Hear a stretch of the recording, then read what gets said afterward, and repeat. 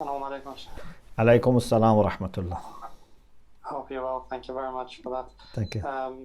I normally try to type to put the questions in the form, but this question needed a bit more explanation, so I thought I mentioned it in person.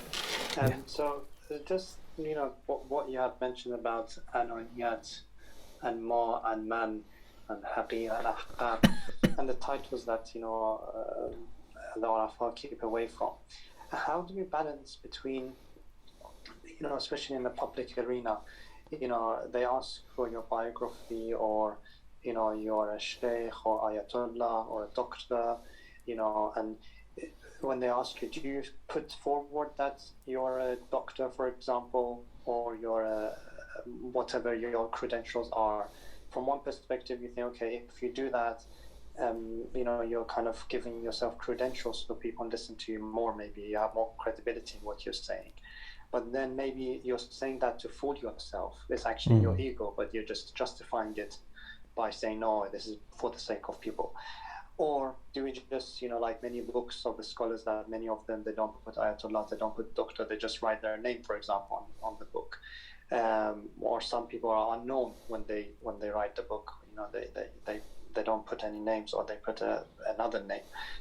How do you balance between establishing that credibility for the sake of Allah, or maybe fooling yourself, and just being unknown, and people will find out when you say something?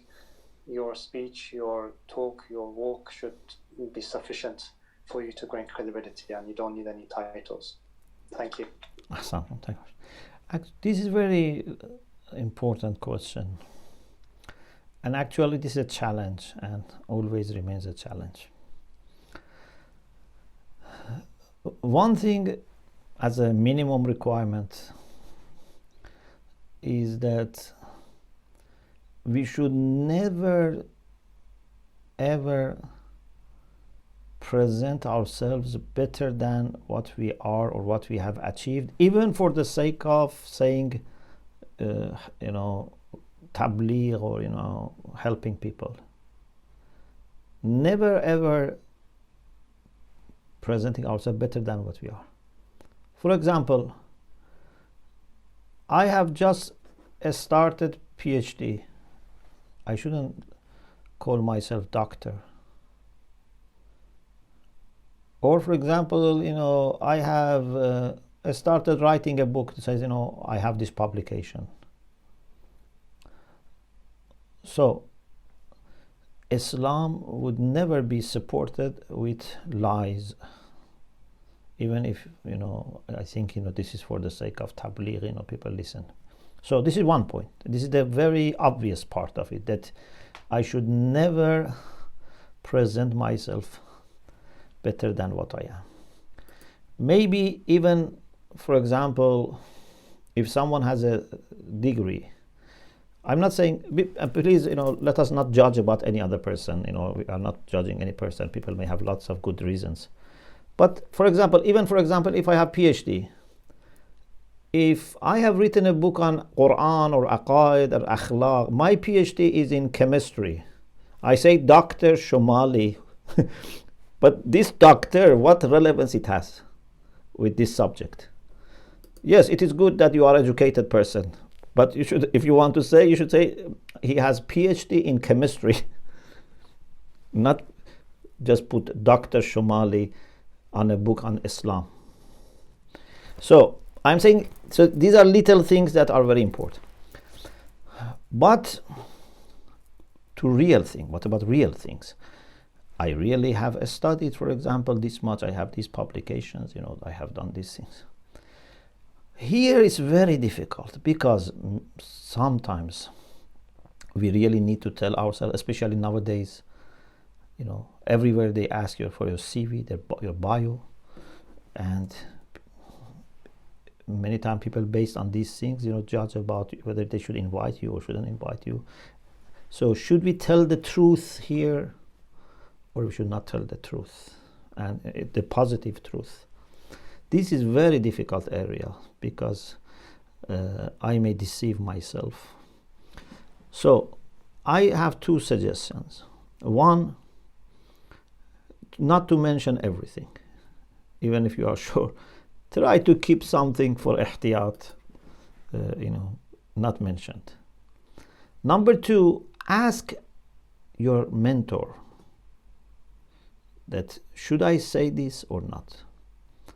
Should I accept this interview or not? Should I let my picture to be used or not? Till you become sure. One of the things that we need to really revive in our age is the concept of having mentors. Unfortunately, this is somehow not receiving enough attention, especially I think in the Western community. In the tradition, our tradition, it has been a very important part of our tradition that when I want to present myself, I would ask my teachers, or they themselves suggest to me that now you are mushtahid. Now you can teach Dars Kharij, you can teach Aswar, for example, you can teach this, you can teach that, you can go tabligh. If my teacher tells me, then although it's not proof 100%, but it's someone who is not selfish, or it's less likely that has selfish interest in me, because it's, although sometimes people are biased about their students, but it's less, especially if it's a spiritual mentor, less likely. And if my teacher says, my mentor says you should do this, then I would do it. I think this is very important. If we can revive this culture, would be very good. When I was going to publish Self-Knowledge, that was my very first book. So I asked my teacher, who was and is very spiritual, should I put my name or not? Because he had written a book and he didn't put his name for maybe 2-3 decades, and then some problems happened. He had to put his name. At that time, maybe still he has not put his own name, so he was for himself not putting his name. When I asked him, he said you should put your name. And so this was his advice for me. Many times, for different things, we went to our teachers and asked for their advice. Not about scientific issues, about personal issues, or social issues, family issues, decisions about, what to study, where to study, to accept this, position or not. Because teachers were, first of all, independent, not too much involved into this, plus they have experience, they have knowledge, they have taqwa, and inshallah Allah puts in their mouth what is beneficial for me. So your question is very relevant question, and we need to work on it, and it's a struggle. Thank you. Ahsantum. Thank you very much. The next question we have here is the following. Assalamu alaikum, Sheikh. Alaykum assalam wa rahmatullah. We read about stories of Arafat like Sayyid Hashim Haddad, who took verbal abuse and attained high ranks due to this. If we are experiencing verbal abuse, example by our sibling or children, should we also keep quiet and be nice if we know that it will only worsen the abuse in the long run? Means if we answer would make it worse? I think they're saying that if you don't answer, it will become worse. I normally say that if it is systematic, if it is intentional, deliberate, and is going to increase, so you should do something to stop it. With patience, with kindness, but you should stop it. But if it is unintentional, it's because of their lack of carefulness, lack of maturity, you should not bother about it. And in your good example, you should teach them. When you give them respect, they will learn gradually. But if it is something systematic and it's going to just accelerate, then you have to find a wise way to change this.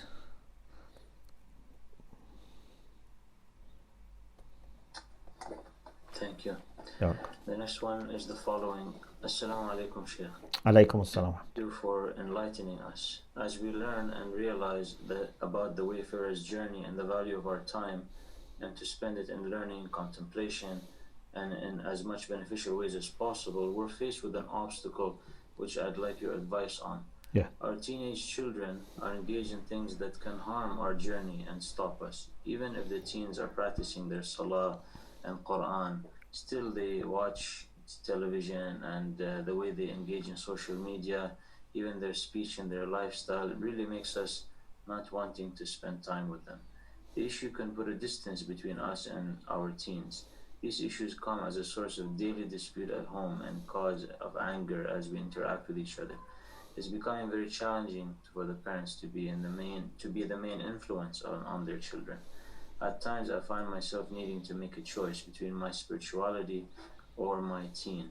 What is the best way to deal with these problems? Your thoughts on this matter will be very helpful, please, and thank you.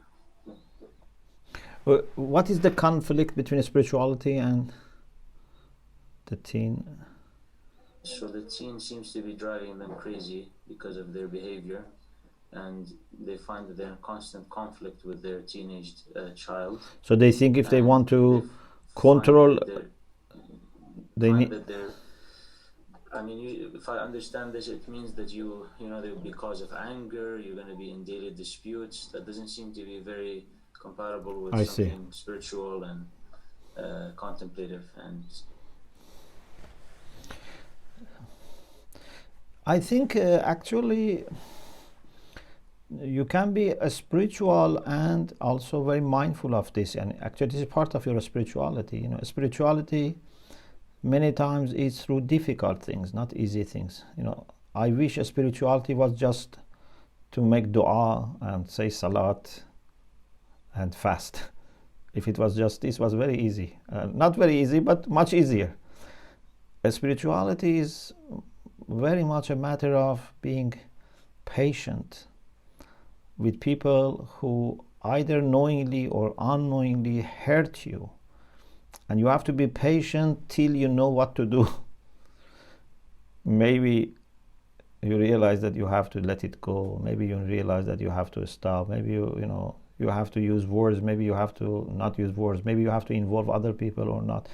These are all parts of our spirituality.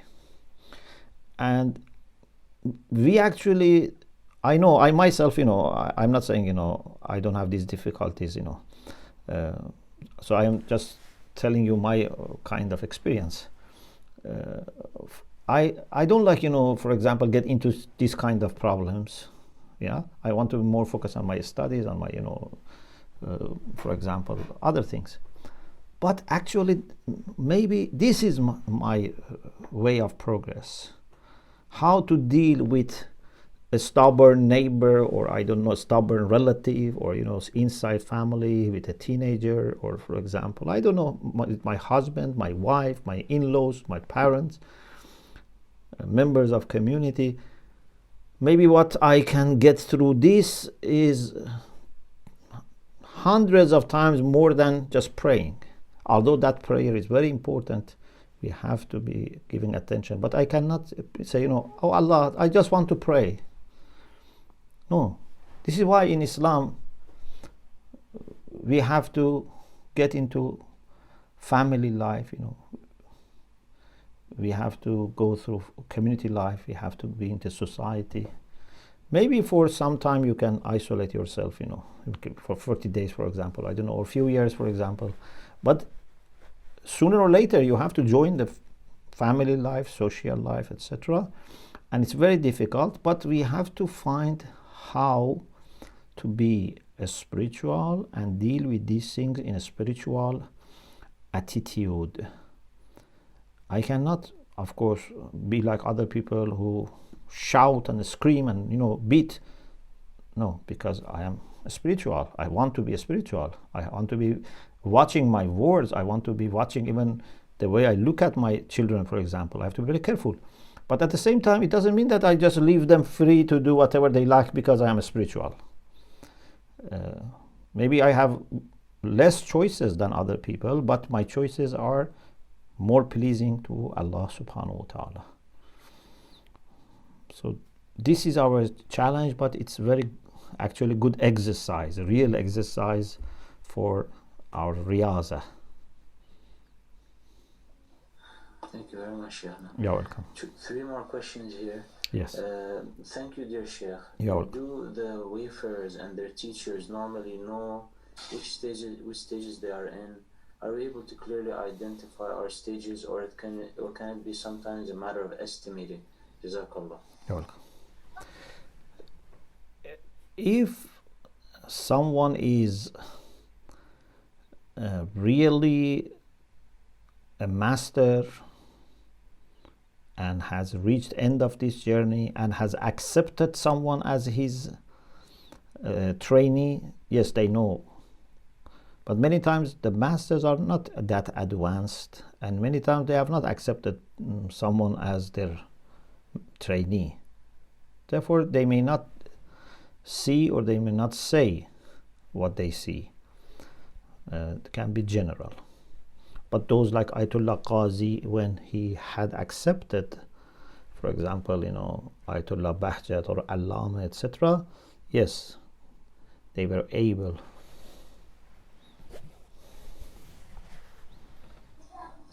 If the nafs is the greatest enemy, how about someone who has reached nafs mutma'inna or kamila?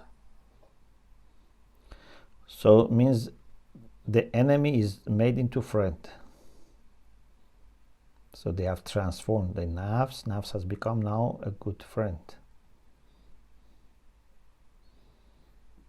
Regarding shirk, when the Quran discusses mushrikun, does it include both hidden and apparent shirk? Which ayah? In general, the question was in general in the Quran when it talks about mushrikun. There is no general answer. So we have to deal case by case. Sometimes maybe obvious shirk, sometimes maybe both. So we need to see what is there. For example, إن يؤمن أكثرهم بالله إلا وهم مشركون. This cannot be external shirk because it says إن يؤمن. So here it means shirk khafi. But when Allah talks about mushrikun shouldn't enter Masjid al-Haram بعد عامهم هذا, this is mushrikun in its explicit sense. Yeah, so we have to deal case by case. But maybe if you say general, you mean majority of cases? Yes, maybe majority referred mushrikun to the shirk jali. Majority. Thank you very much, Sheikh Al-Karim. That's it for Thank you very much for your attention, good questions, for also to you for hosting. May Allah bless you. It's always a pleasure, Sheikh. Thank you more always. And there's lots of thank yous coming through as well. May Allah bless all of you. And I hope, inshallah, with your du'as, we can all, inshallah, make some good success, inshallah, in this journey. أحسنتم. جزاكم الله خيرا. أجمعين. في أمان الله. في أمان الله.